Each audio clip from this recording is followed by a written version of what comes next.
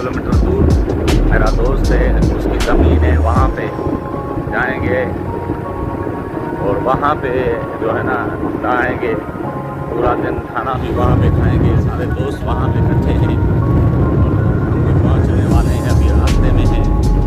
तो चलते हैं, आपको असल चीज़ वहाँ पे दिखाते हैं कि कैसे आज का दिन गुजरता है और कैसे मनाते हैं।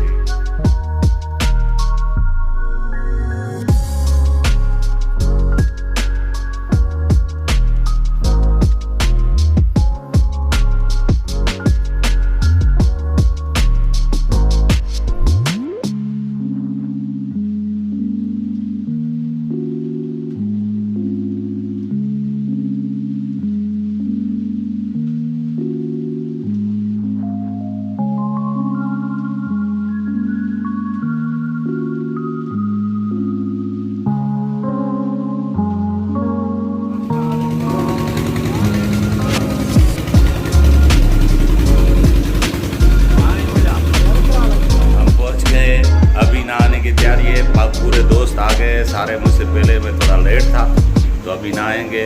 तो मैं जा रहा हूँ कपड़े चेंज करने, आप थोड़ा सा मैंने कर दिए हैं कपड़े चेंज, तो अभी ही जा रहे हैं नहाने। दोस्त पहले से ही नहा रहे हैं।